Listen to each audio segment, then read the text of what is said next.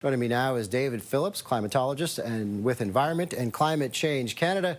Dave, first, of course, many of us can hum the tune or sing the lyrics of the classic song White Christmas for our viewers' sake.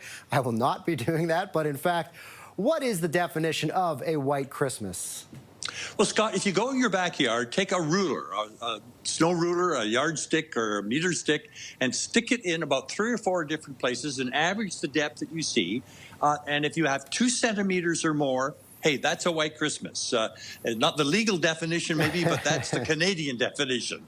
And where in Britain, if you see snow flurries in the air, that's a white Christmas. So, hey, being the snowiest country in the world, we have certain standards. So 2 centimeters of snow, which be sure that the ground, more of the ground be white than be brown or green. But, you know, the one question, you know, Scott, in my many years I've been in the business, the one question most asked to me at this time of the year is, are we going to have a white Christmas? But you're the first person to ask me that this year because it was looking and feeling like Christmas 3 weeks ago. I mean, we had the polar vortex, we had lots of snow, and it was like a done deal. Nobody was questioning it. And but, you know, there's no guarantee in Canada. My gosh, the weather can attack you from every direction. You can have different weather in your front yard and your backyard. And what we've seen now is, of course, we've seen spring-like conditions in eastern Canada, rain, warm temperatures. And so it's sort of assaulted the snow that we have. Hey, not out west, except in Victoria and Vancouver, but you know, they sell only about an 8% chance of them ever having a white Christmas. But that blizzard we saw yesterday on the prairies and today, I mean, it guaranteed from Edmonton to Pickle Lake, Ontario, they're going to have a white Christmas. And although I don't see a lot of snow in Lethbridge, Medicine Hat, even Regina, because a lot of that snow just blew into Manitoba, so they weren't able to capture it. But hey, it's clearly with it turning cold, Scott, over the next week. It's clearly what you see is what you're going to get out west, where all of the uncertainty, though, is in eastern Canada. All right, so according to the definition, the Canadian definition, of course, what are we expecting the conditions to be like for folks who then ultimately want to hit the slopes? Well, there's good news. Good news on a couple of fronts, Scott.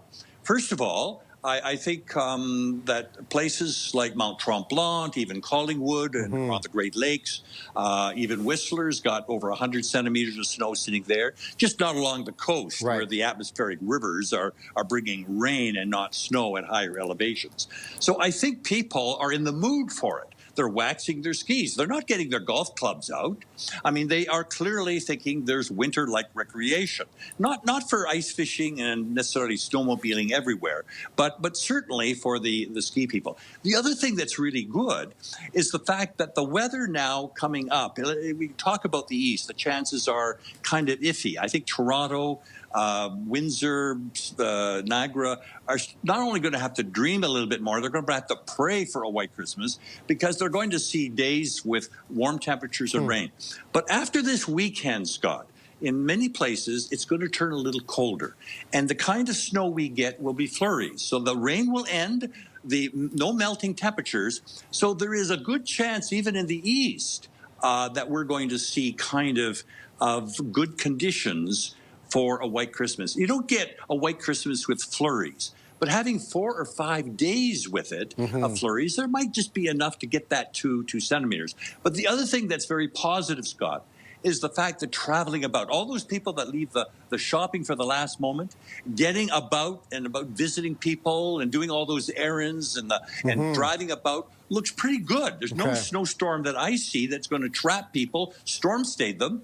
I think it's going to be just a kind of snow in the air, but not so much on the ground. So I think there's going to be, people are going to be thankful the fact that driving is going to be better than it could be at this time of the year. All right, that's good news because I still have a fair amount of shopping to do myself. David Phillips, climatologist with Environment and Climate Change Canada. Appreciate your time.